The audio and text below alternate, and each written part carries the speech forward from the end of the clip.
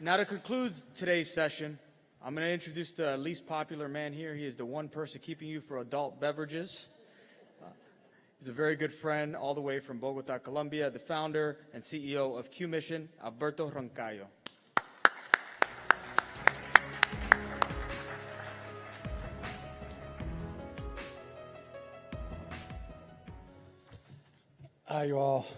Y'all, right? We're in Texas.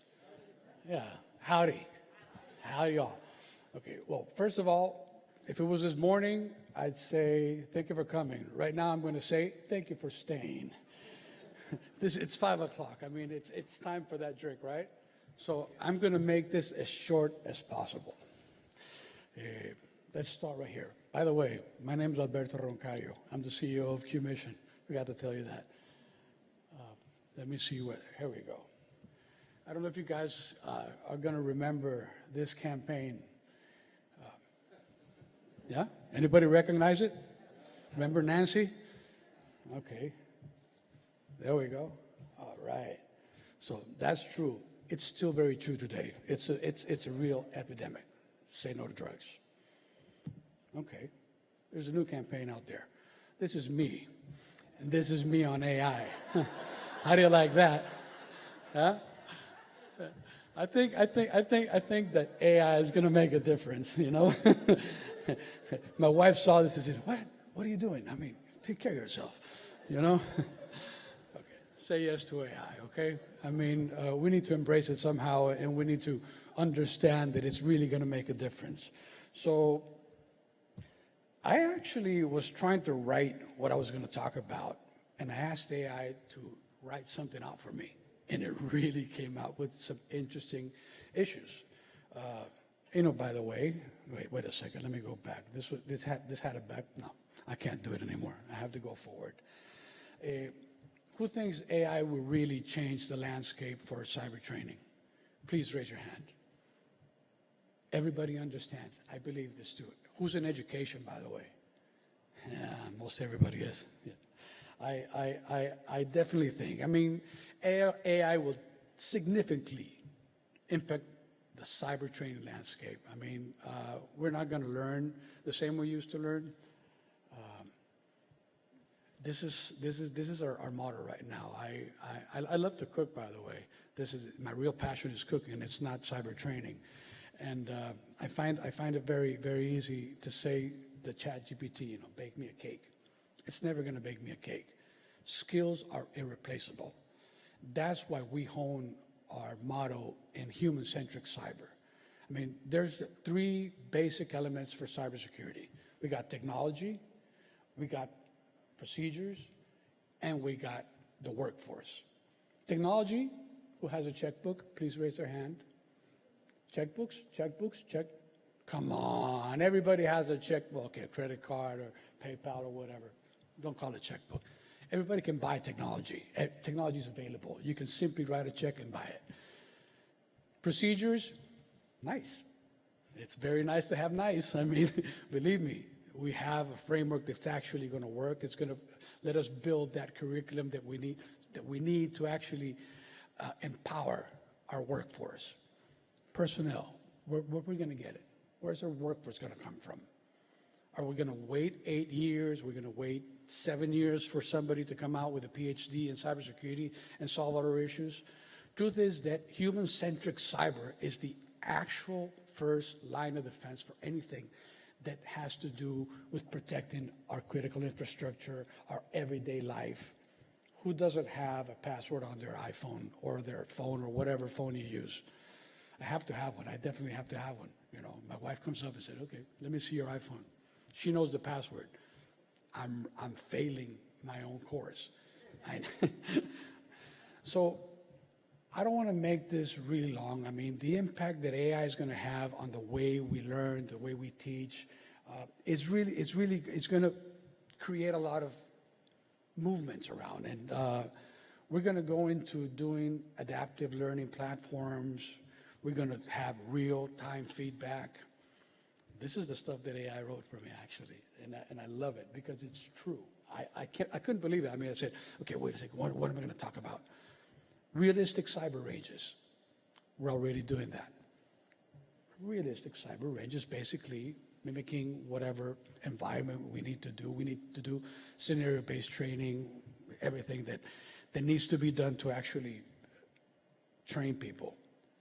Virtual tutors.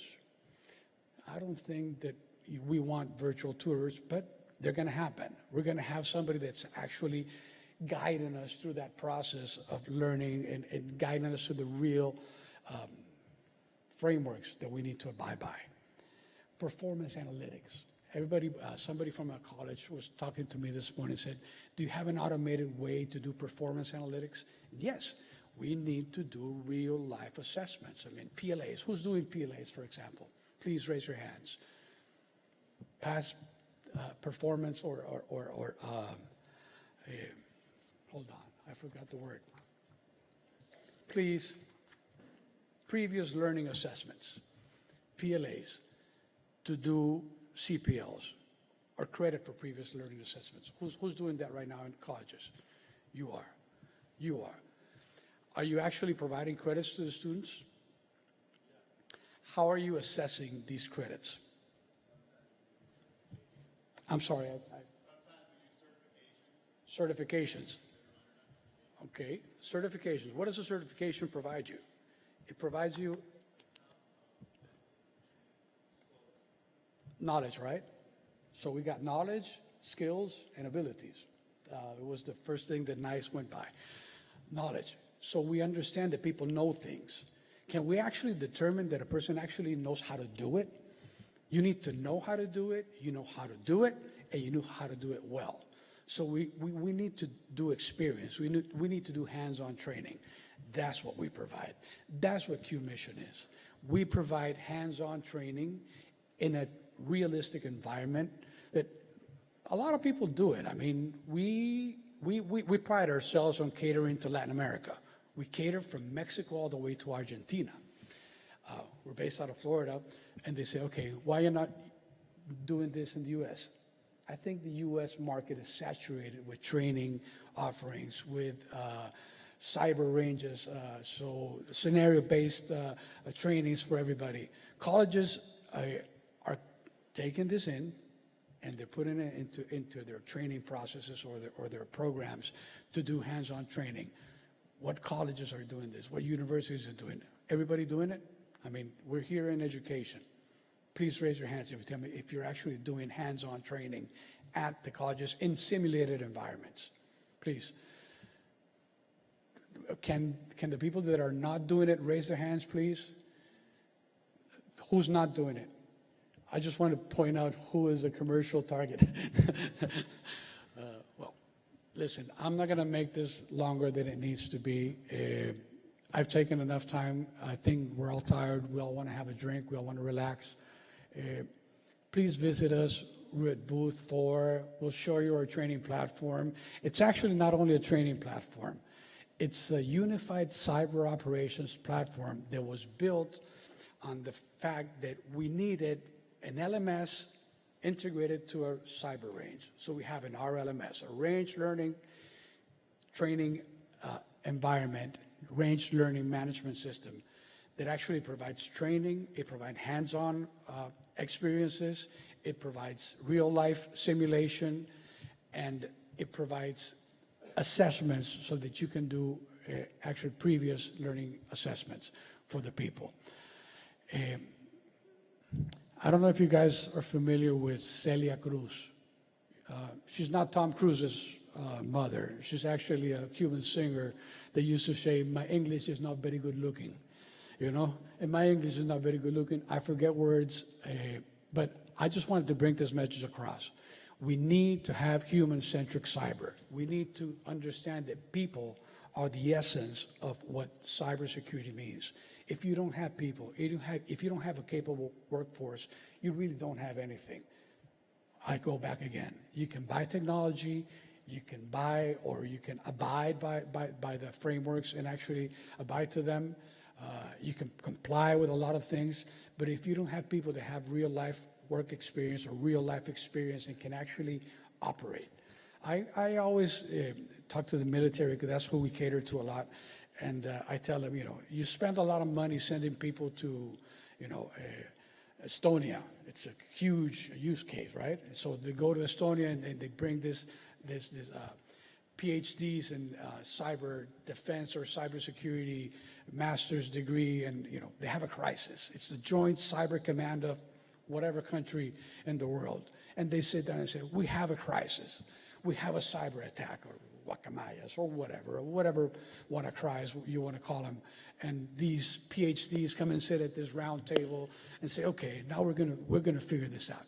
Okay, first we have to think what is happening." So what is happening? No, while you're sitting there thinking what is happening, you're being attacked, you're being breached, you're being compromised. If you don't have people who actually can sit down, write code, operate, and make human decisions, you need emotional intelligence to do this. So we need to bring people to understand that we need to have real life experience. This is it for me.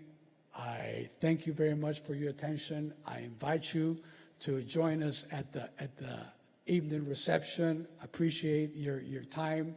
I was going to do this like a 2-hour lecture, but I don't think I have enough. I think it's time to relax and take it easy. Thank you very much.